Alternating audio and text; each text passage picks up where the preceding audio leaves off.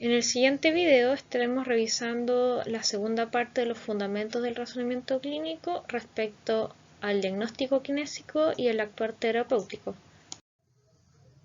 Como pueden ver, el logro general de aprendizaje se mantiene al que vimos en el video anterior. Entrando ya en materia, diagnóstico viene del griego diácrisis, que significa discernimiento. Según el enfoque médico tradicional, el diagnóstico corresponde a la definición fisiopatológica de la condición del paciente según el sistema o tejido anatómico afectado. Y bueno, y el resultado final de todo este proceso obviamente va a ser identificar qué es lo que le sucede al paciente. O sea, la identificación del padecimiento, ya sea un síndrome o una patología. Esto obviamente visto desde la óptica médica. En esta misma línea, el diagnóstico diferencial vendría siendo aquel diagnóstico específico al que llega el tratante después de haber escogido un diagnóstico a partir de una serie de hipótesis diagnósticas que se formuló durante su razonamiento clínico, y es el resultado del pensamiento crítico basado en la experiencia y en los conocimientos previos. Cabe preguntarse entonces, ¿cuál es la diferencia entre el diagnóstico kinésico y el médico? Bueno, el diagnóstico kinésico, a diferencia del diagnóstico médico, no se centra en una entidad patológica, sino más bien en lo que se llama la disfunción primaria. Esta disfunción primaria es una disfunción la cual es el origen de la condición patológica del paciente o bien es el resultado de esta última. En el siguiente esquema se muestra la diferencia entre el diagnóstico médico y kinésico, donde también se establecen algunos paralelos para que les quede más o menos claro estas diferencias. Ya sabemos que el diagnóstico médico se centra en reconocer una patología y también su origen, o sea, la etiología de esta patología. Todo basándose en el examen físico que nos va a entregar, y la historia del paciente que nos va a entregar los signos y los síntomas. En cambio, el diagnóstico kinésico analiza la clínica del paciente para poder determinar la disfunción primaria, es decir, aquello que me impide la función normal del individuo y después, como veremos más adelante, impide o limita su participación social. En este ejemplo tenemos un diagnóstico médico donde dice tendinitis del supraespinoso derecho. ¿Cuál sería el diagnóstico kinésico de este diagnóstico médico? La limitación dolorosa de la elevación y la abducción del hombro derecho. Como pueden ver, acá se habla de una alteración de la funcionalidad versus acá una entidad patológica.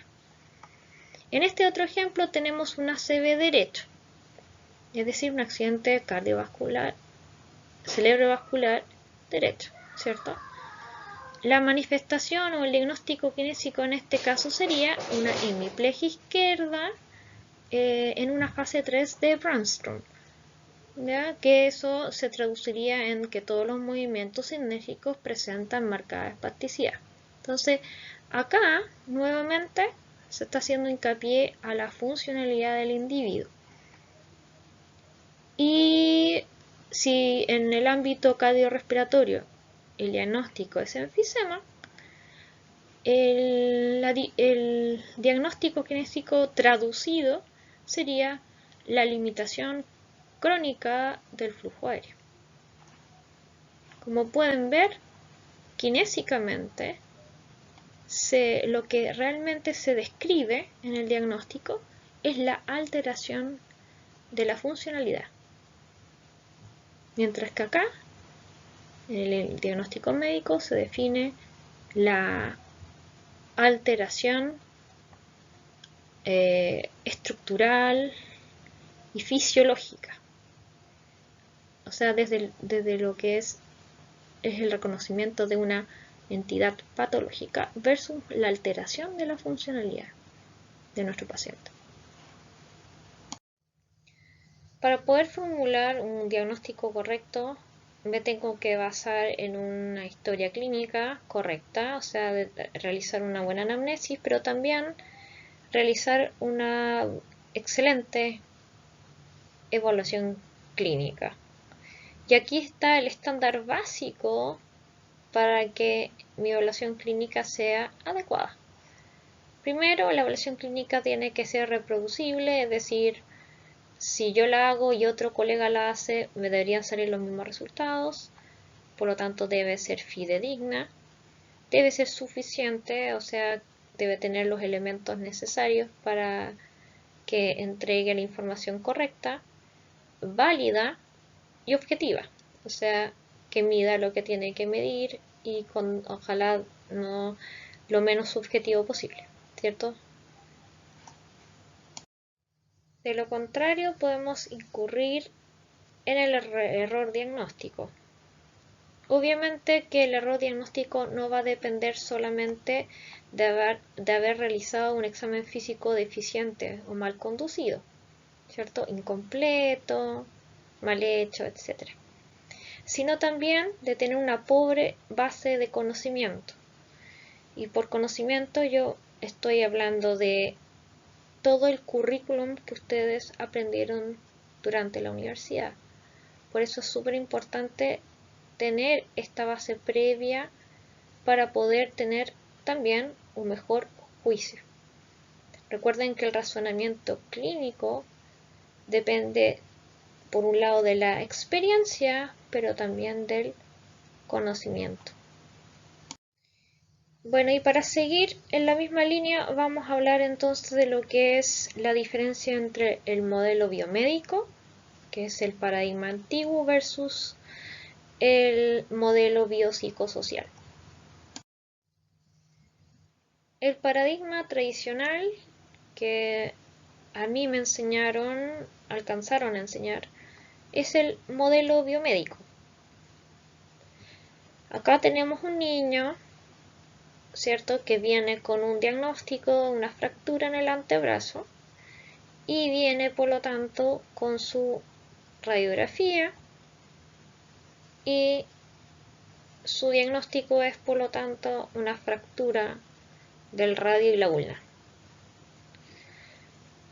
En el modelo biomédico se centra mucho en la enfermedad,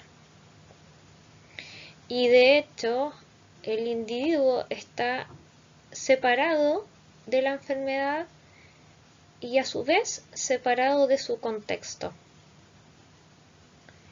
Todo el enfoque de evaluación y de diagnóstico va en búsqueda de y determinar el agente etiológico específico que es responsable del problema médico, en este caso, o la condición del paciente.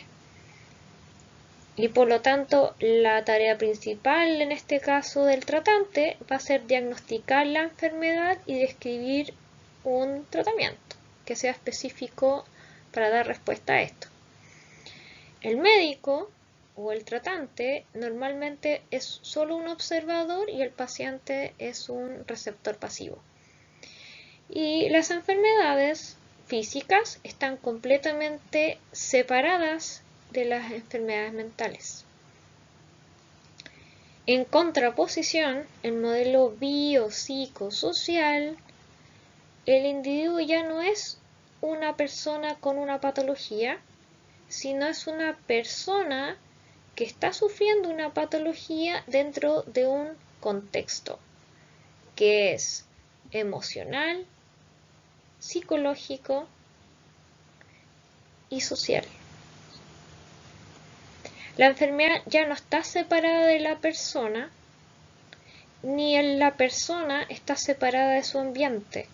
Y de hecho, la condición de salud está totalmente empapada o influenciada por los factores de tipo sociales, emocionales, mentales. Están influidos por el ambiente, el contexto del paciente. Las causas de la enfermedad ya no son una entidad patológica, no es una causa sola, sino que son una serie de... es multifactorial. Y está también determinado, insisto, por el contexto de la persona.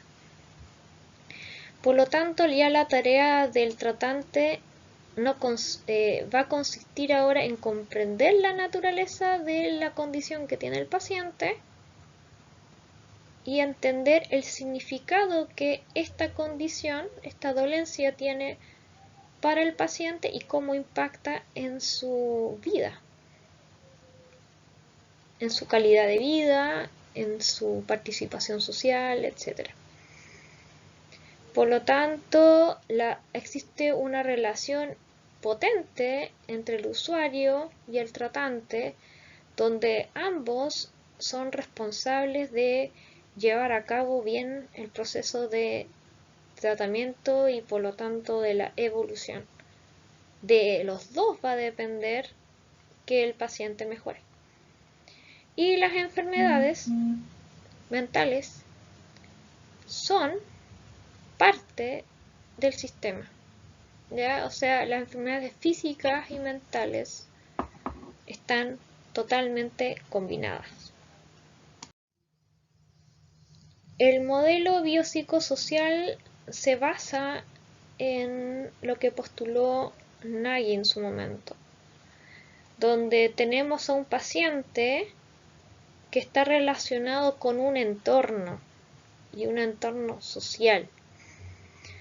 Según el modelo de Nagy hay una dimensión, hay un nivel de impedimento y hay un escenario del paciente, que es como la traducción de esto mismo que está aquí.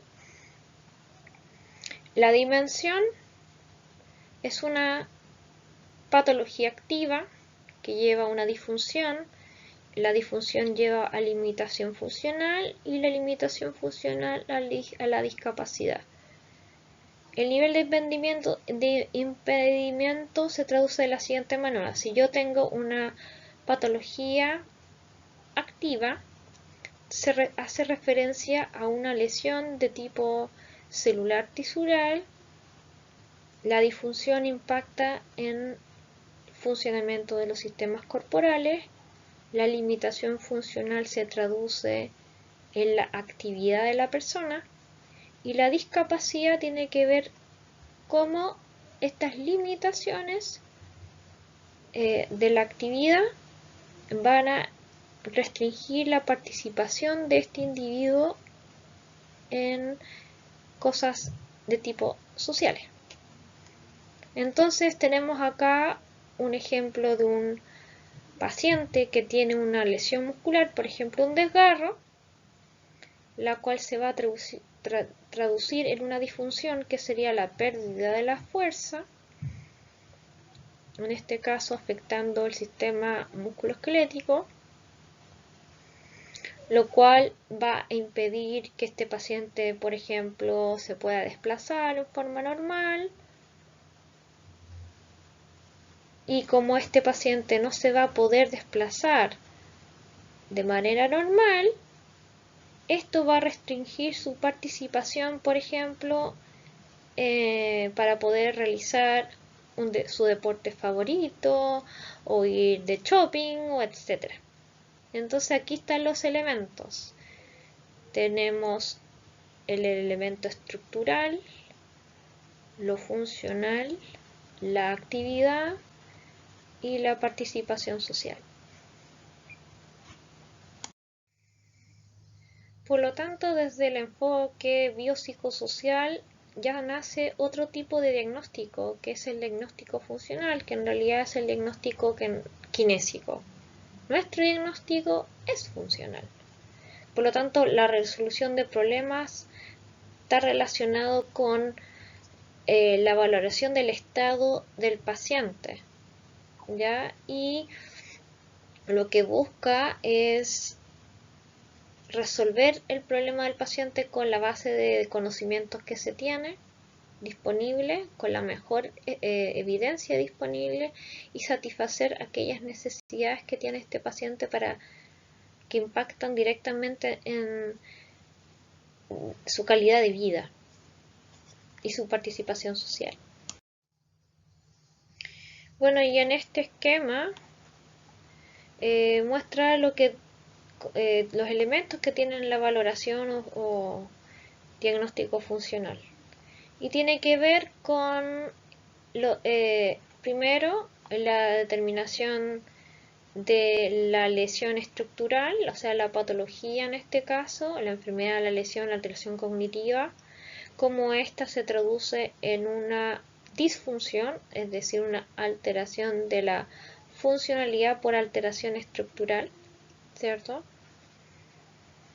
Cómo esta disfunción se traduce en la discapacidad, que ya donde se dificulta ya las actividades de la vida diaria, laborales, instrumentales, etc. Y esto lleva a lo que se llama la dependencia. Y la dependencia va a estar determinada por las barreras y por los facilitadores que tiene mi paciente. De hecho,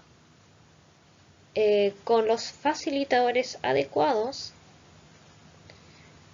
yo hago mi paciente más independiente, ¿cierto? Entonces nuestro objetivo final es tratar de revertir al máximo este cuadro de discapacidad, disfunción, de patología, y que el paciente tenga el mayor grado de independencia posible. Producto de lo anterior, en mayo del 2001, la OMS aprueba la CIF. ¿Qué es la CIF? La Clasificación Internacional del Funcionamiento de la Discapacidad y de la Salud. Esta clasificación es un complemento a la CEI-10, que también es un clasificador, en este caso, de enfermedades, de patologías. ¿En qué consiste? Bueno, la CIF establece un lenguaje común para todos los tratantes a nivel mundial. Es un sistema de codificación sistematizado que lo que hace es clasificar las condiciones de salud de los distintos pacientes. Se basa en el modelo no biomédico, sino que biopsicosocial, y usa terminología neutral e inclusiva. Entonces, ¿qué es la CIF? Es una clasificación de la condición de salud y está diseñada con un propósito múltiple, y obviamente que va a servir para ser utilizada e intercambiada entre distintas disciplinas, lo cual es súper bueno pensando en el equipo transdisciplinario. Y es un componente más de la familia internacional de clasificaciones de la OMS. Acá hay un cuadro que lo que hace es diferenciar la CEI-10 de la CIF. La CEI es el marco conceptual basado en la etiología, o sea, se basa como en el modelo biomédico, mientras que el marco conceptual de la CIF describe estados relacionados con la salud. Acá etiología, acá estados relacionados a la salud, muy relacionados, muy de la mano con la funcionalidad. El propósito de la CEI-10 es valorar el origen o la causa de la enfermedad, o sea, la etiología. Y el propósito de la CIF es valorar los efectos de la enfermedad en la vida cotidiana de los individuos, o sea, el impacto de la enfermedad a nivel social y de la calidad de vida. La CI-10 considera el diagnóstico de las enfermedades y trastornos y otras condiciones, mientras que la CIF considera el funcionamiento y la discapacidad, pero en términos neutrales. De hecho, considera que la discapacidad es algo natural. Y finalmente la CI-10 clasifica personas, mientras que la CIF clasifica estados de salud.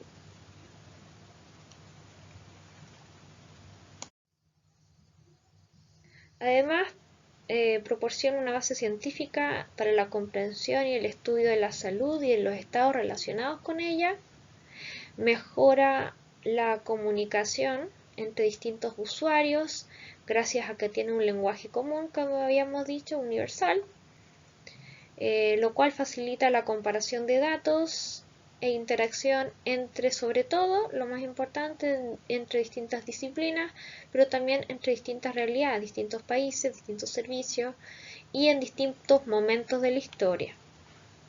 Y proporciona un esquema de codificación sistematizado para ser ampliamente utilizado en términos de sistemas de información de salud, ¿ya?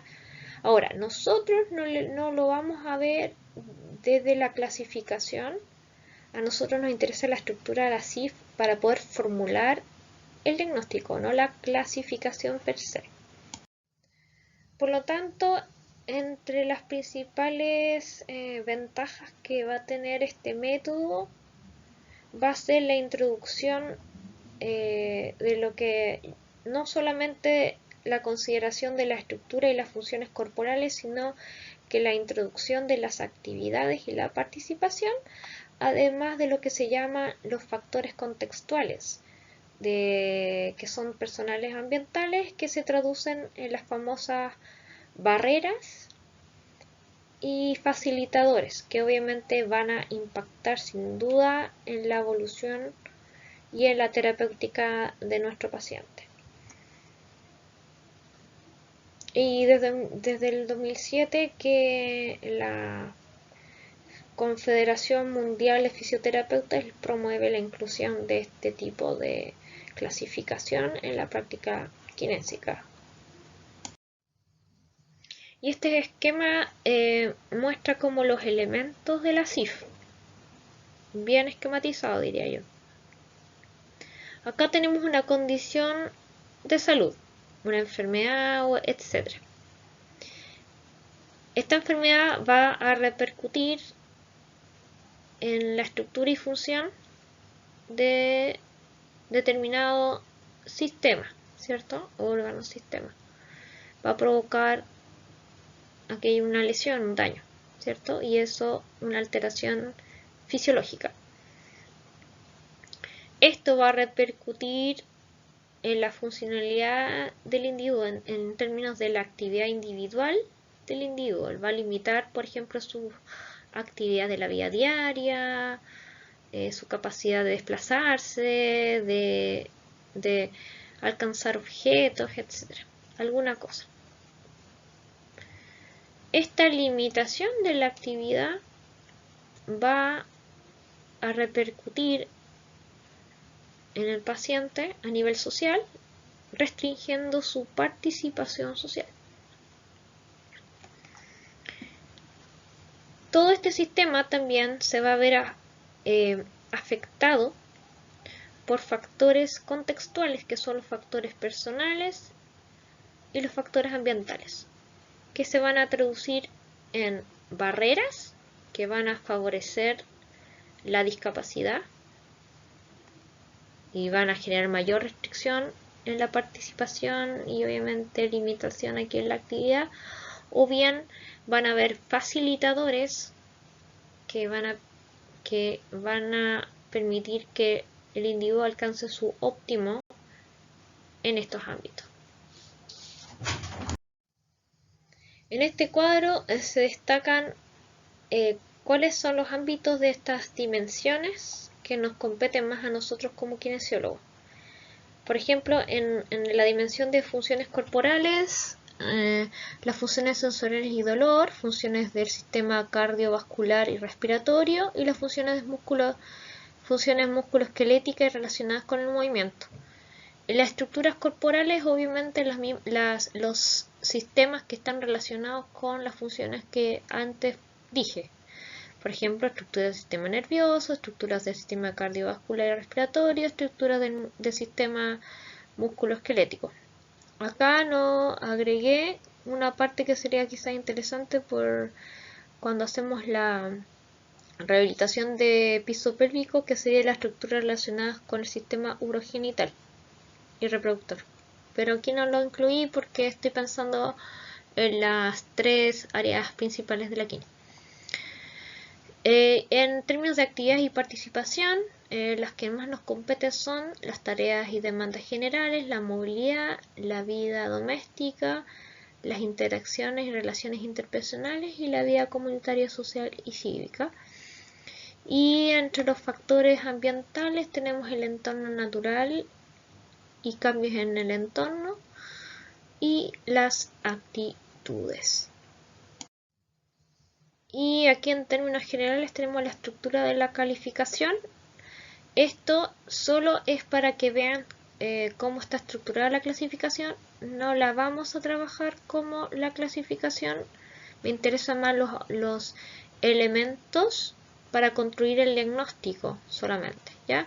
Entonces, la CIF clasifica entonces las condiciones de salud considerando el funcionamiento y la discapacidad, que se va a dividir en componentes como son las funciones y las estructuras corporales, donde va, y las actividades y la participación van a ser los dos componentes de la funcionamiento y la discapacidad. Dentro de las funciones y estructuras corporales vamos a tener alteraciones o cambios en la función corporal y en la estructura. Y en términos de la actividad y la participación vamos a tener las capacidades y el desempeño y la realización, ¿ya? En los factores contextuales vamos a tener factores ambientales y personales que se van a traducir en los facilitadores y en las barreras. De este modo, en la dimensión de estructuras y funciones corporales vamos a tener estructuras y funciones corporales que se van a alterar, y eso va a generar deficiencias que se van a traducir en desviaciones o pérdidas de la función de ciertos sistemas corporales. Esto va a impactar en la actividad. Al alterarse la actividad, va a aparecer el concepto de discapacidad. Discapacidad que va a estar determinada por restricciones o barreras que van a impedir la actividad, o bien facilitadores del entorno que van a permitir el desarrollo óptimo o lo más óptimo posible de la actividad.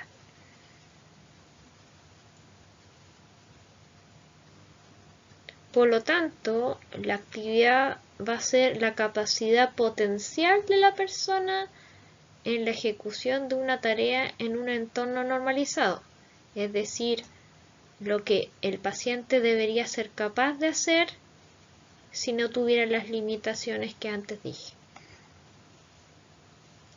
Ahora bien, las deficiencias y la discapacidad están calificadas dependiendo si esto es no hay, a graduar desde la deficiencia ligera, moderada, grave o completa. Pero esto insisto que va a formar parte ya de la clasificación. Acá lo importante es el impacto como yo les decía, desde la dimensión de la estructura y la función, y cómo esto va a impactar en la actividad y por lo tanto la participación social, cuya alteración vendría siendo acá la discapacidad. Y así vamos a tener 3 dominios, ¿ya? Y los dominios son las áreas de la vida incluidas en el concepto salud que son consideradas de responsabilidad prioritaria al momento de definir los objetivos terapéuticos. Vamos a tener un dominio estructuras corporales, uno funciones corporales y el otro tiene que ver con actividades, es decir, con cuáles de estas actividades serán limitadas producto de las deficiencias estructurales y funcionales de los sistemas corporales que están aquí. Entonces, a modo de ejemplo, tenemos un usuario que tiene un esguince de tobillo. Obviamente que el dominio de funciones corporales es el sistema musculoesquelético el que va a estar afectado y se va a traducir como una disfunción de la articulación del tobillo. La estructura, por lo tanto, que están alteradas son del mismo sistema, donde aquí la estructura particularmente afectada es una lesión del ligamento talofibular anterior. La actividad a la que se va a ver limitada el paciente va a ser la capacidad de andar y desplazarse, o sea, de la movilidad.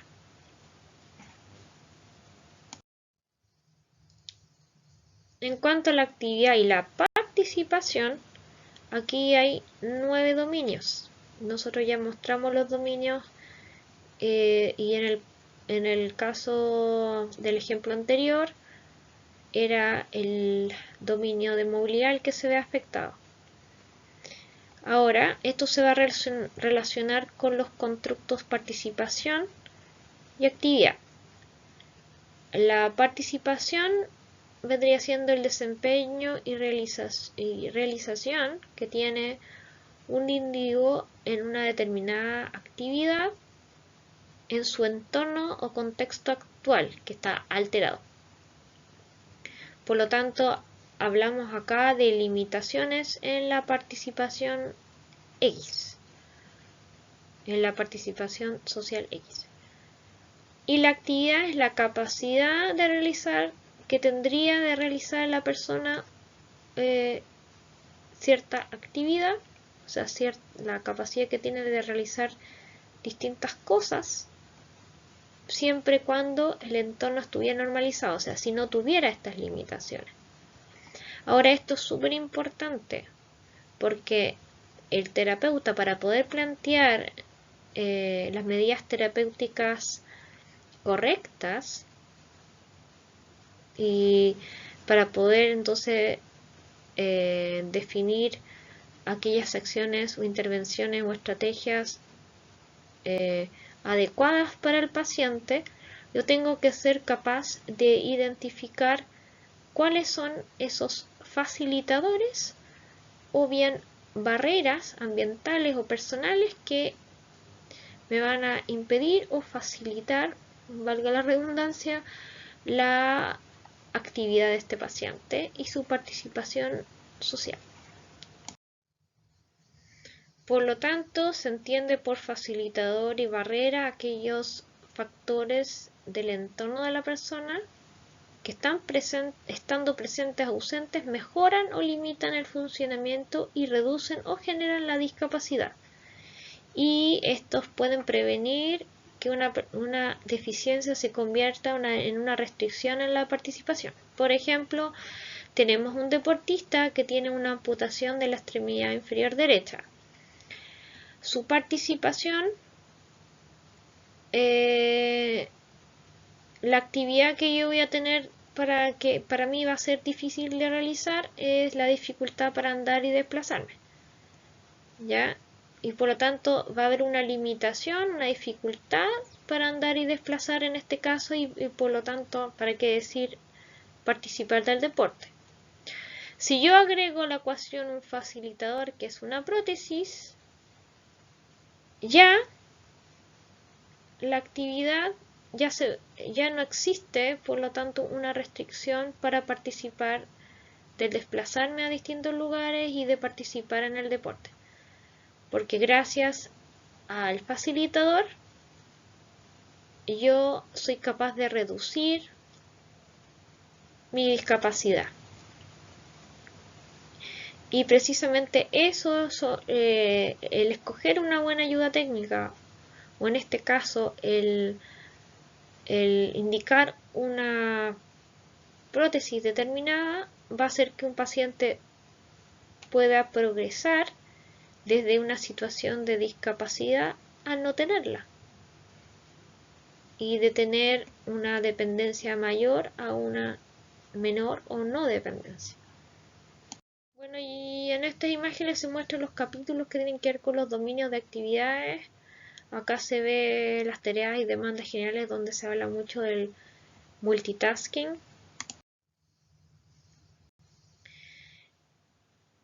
En esta otra imagen está el capítulo 4, que tiene que ver con la movilidad, y básicamente habla no solo de desplazarse, sino también de ser capaz de llevar, mover y usar objetos, cambiar y mantenerse en posición corporal, o también desplazarse utilizando medios de transporte.